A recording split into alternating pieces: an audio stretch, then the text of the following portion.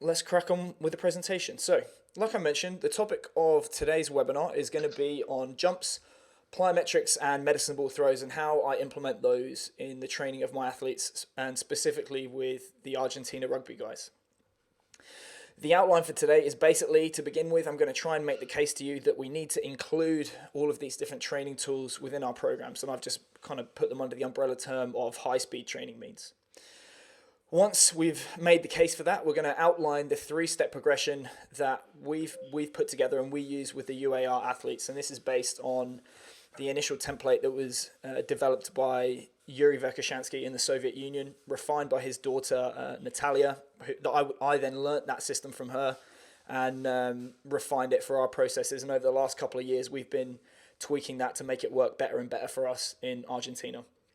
And then towards the end, we're just going to go through some sample progressions for jumps, plyometrics, and medicine ball throws in each of those three phases, so you can kind of see those principles at work and hopefully see how one phase flows into the other. And we're going to finish up with some ideas of how you can implement those into training programs. So different splits to use in pre-season and in season that vary, 2, 3, 4, 5, and 6 days of training per week. So you can see how we do that.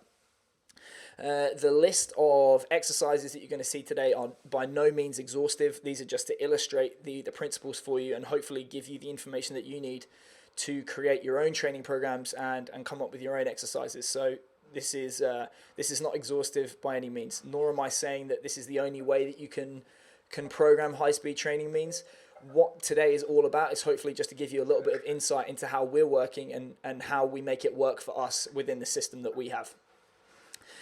So to discuss why we're going to be using high-speed training means, I'm going to focus on three primary topics. The first one is going to be the specificity of training. The second is going to be the utilization of the stretch shortening cycle. And the third is going to be the development of stiffness. So specificity of training.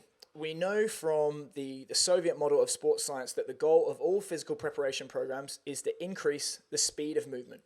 If we can do everything that we do on the pitch faster from a physical perspective, the program is working.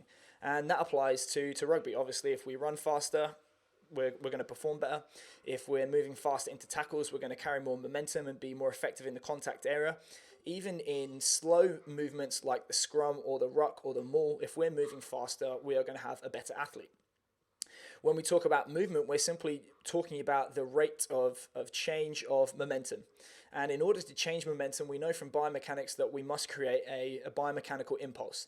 And impulse is simply force multiplied by the time over which that force is applied.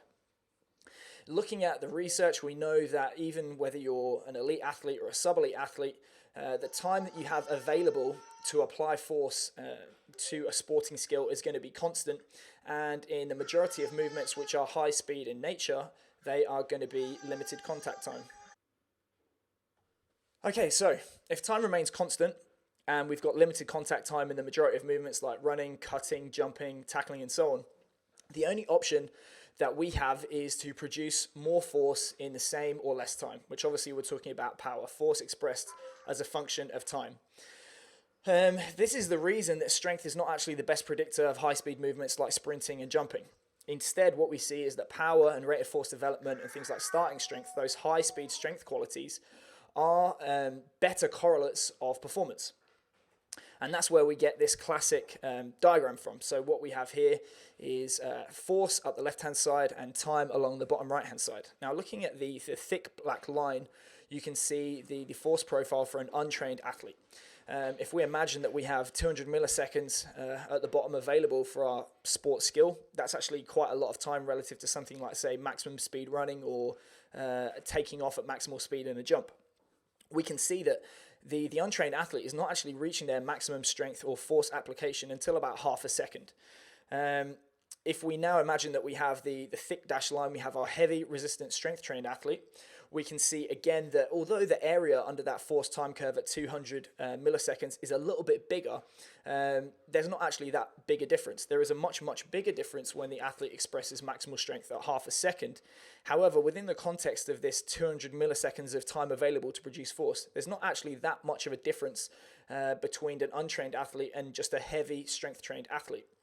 Now, if we look at the dotted line of the explosive ballistic strength trained athlete, we can see that the area under the force time curve at 200 milliseconds is far bigger. The impulse is going to be far bigger, and the change in momentum and the speed of movement is going to be far bigger in that particular athlete than compared to the heavy strength trained athlete, even though you can see at 500 milliseconds, the explosive athlete is producing less force than their counterpart in the heavy strength training.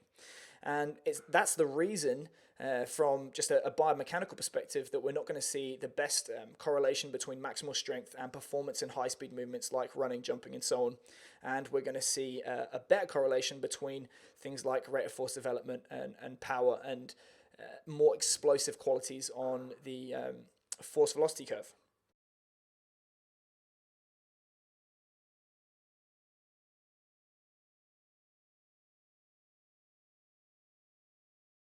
Congratulations on making it to the end of the video. Why don't you celebrate by watching more videos just like it? You can also help us on our quest to placate the algorithm gods by liking, sharing, subscribing, and commenting. Thank you.